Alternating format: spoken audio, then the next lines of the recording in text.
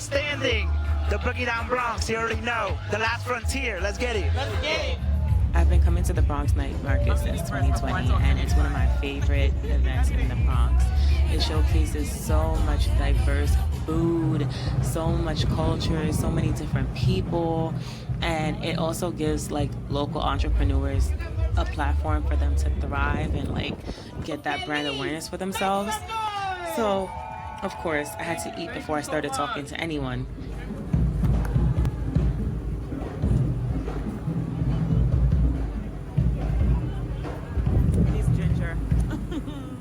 Alright, so I got a Philly cheesesteak empanada. It was $6. But it's good. I wouldn't spend $6 on an empanada ever again, but it's good. There was live music. They also had performances and activities. So it was just a really engaging community event.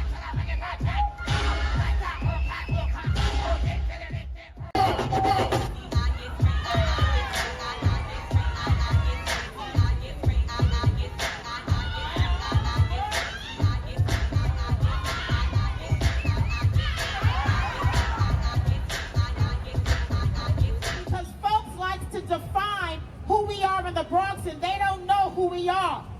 So I need you to talk about the good things that are happening in the Bronx because we represent greatness. We have amazing small businesses, entrepreneurs. We have organizations that do amazing work. They are creating jobs in our community. They are setting our families up for success. And that's the important thing. So throw up your X's for the BX. That's what we represent, the Boogie Down Bronx. After I had some food, I was able to interview some of the vendors to learn about their background, their inspiration, what they were selling, and why they decided to come to the Bronx Night Market. So tell me all about your business and what made you start For the Culture. Yes, so my name is Doris, and I'm the owner of For the Culture NY. And we are a Latina apparel brand based out in Brooklyn, New York. I started this business because of my students. We started in 2019, but I've had the vision for a really long time. I used to teach in the Midwest, and it was there where I kind of got the inspiration. I was one of the only teachers, Latina teachers at my school, and something I noticed with my students, especially my Latina girls, they were looking for validation on beauty through social media. And I wanted them to see that Latinas are more than the typical, stereotypical sexy or spicy Latina. Like there's nothing wrong with being those things, but especially for elementary students, I want them to see that we're more than our body, we're more than our physical attributes, that we can use our minds to get places in life. Is there anything you'd like people to know about your business or your connection to this neighborhood in particular? So I feel like even though I'm from Brooklyn, I feel like I got my start here in the Bronx because of the Bronx Night Market actually. I've been coming here since I think they started it since they opened back up in 2020, or maybe it was 2019. I don't know, it's been a while. And I truly love being here. I feel like I'm at home being here in the Bronx, being with, I want to say my people, right? Being with all Latinos here. And I just love coming out here. I feel like I'm here, if not here in the Bronx, then I'm in Harlem. Do you see any similarities? I know Brooklyn has been gentrified already, and I know that's impacted a lot of neighborhoods in Brooklyn. So do you want to talk about that? And do you see any similarities in the Bronx? So it breaks my heart to see how many of the residents here in the Bronx are being pushed out. And I feel like, you know, I grew up in Bushwick, and even now I'm still a teacher, and I own the business, and I feel like I can't even afford Bushwick anymore. Like I was literally looking at apartments the other day from where I grew up, and many of those apartments, like back in the day, they were super cheap, and now they're like $4,000 or $5,000 rent. And I'm sitting here like, how are people affording this? And it's not our people that can afford it, you know. And you think about the Bronx and think about the people that are here, and they can't even afford the neighborhoods that they've, you know, have been living the whole time. Yep. It's almost giving like mortgage prices for rent. It's ridiculous. It is ridiculous. Like as a teacher, I feel like I can't even afford regular rent here in the city. I have to have multiple streams of income. And I know that's where people are like, yeah, let's do that. But who has time for that? No one should have to have multiple streams of income to just survive on a daily basis.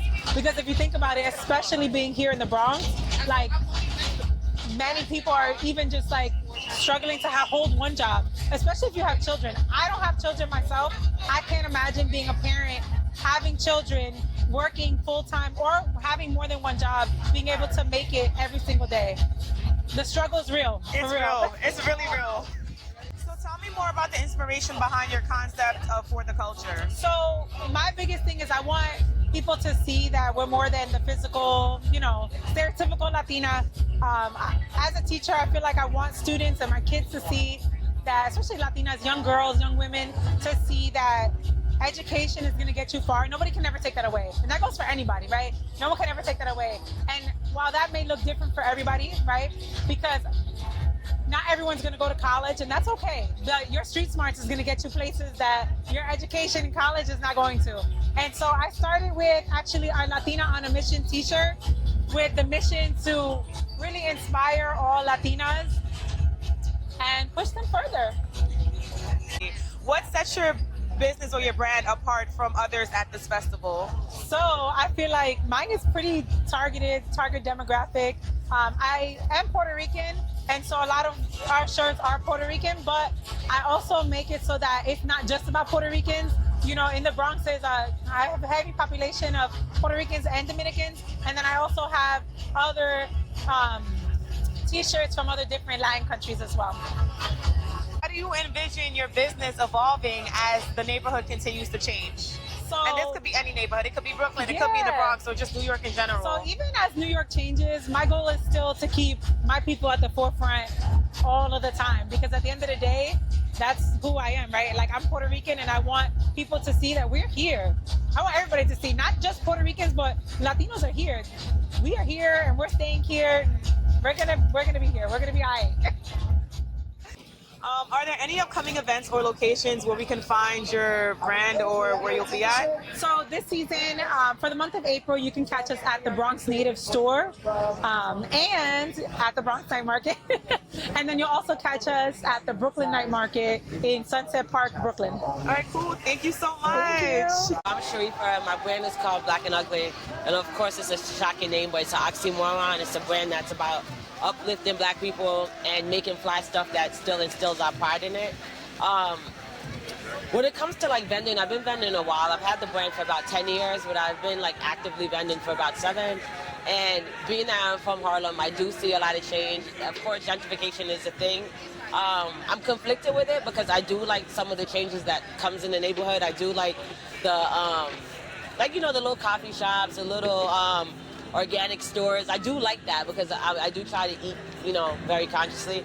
But I do see that it takes away the mom and pop shops, the smaller people like myself who are trying to make a living off, using their creativity. It does take that away.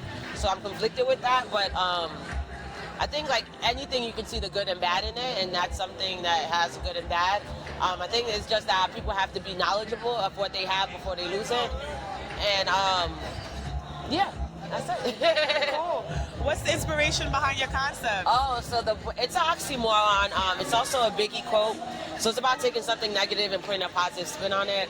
I like a little irony in life, and my business is that.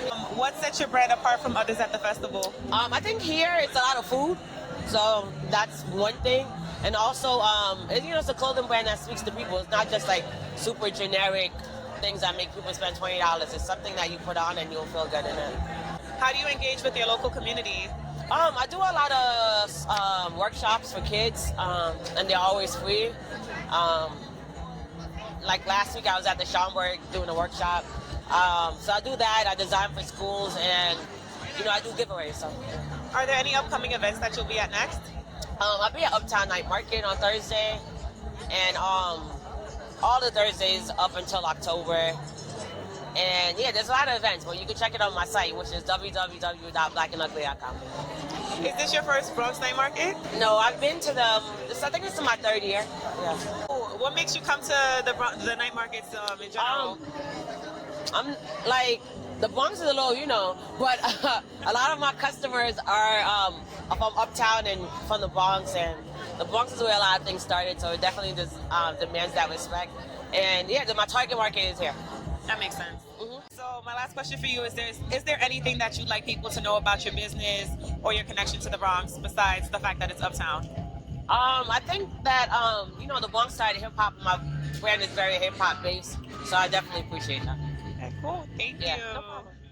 Tell me about the Bronx Native. What made you come up with this?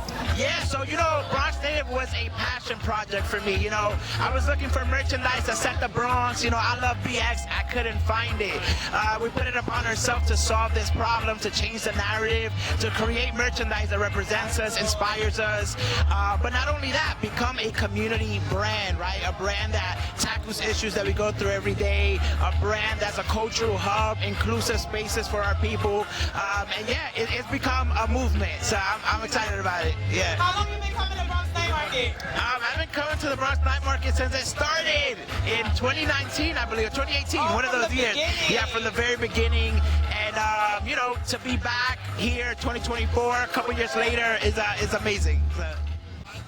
How do you ensure that your business remains accessible and inclusive to everyone, both old and new to the Bronx? Definitely. So, one of them is, of course, prices, making sure that they're economical for our people. Another thing is just having a multi-layered platform, right, that does programming in so many different fields, right? We do workshops for financial literacy. We do open mics for up-and-coming artists, right? We do things for the youth, right? So we're tackling all the genres, all the ages, everybody in the Bronx, because that's what the Bronx is. Yeah. Bronx Native is more than a brand, it is a movement, right? And we are building on that movement. We have other ventures. We have our recording studio called Tagga Music. We have our print shop. We have a nonprofit called Change the Narrative. So as, we go on, we continue to evolve, we're just going to keep going to the next level, right? And we're going to take the whole Bronx with us. So let's get it. So how do you feel about the Bronx starting to gentrify? Yeah, so the Bronx is for me the last frontier, right? And we are gonna do, different than the other places, right? We see what happened to Harlem, what happened to Brooklyn, all these spaces. We're trying to make sure that the Bronx stays for us, by us, Bronx Native is a flag, right? That is a testament of our resiliency, right? And our power. And we're here to make sure that the culture stays alive, All of these things are happening, especially in our neighborhood, Mott Haven. But again, we're here to make sure that we have a seat at the table. And if we don't have a seat at the table, we're going to make the table. You already know. Period. Yeah, period. Let's get it.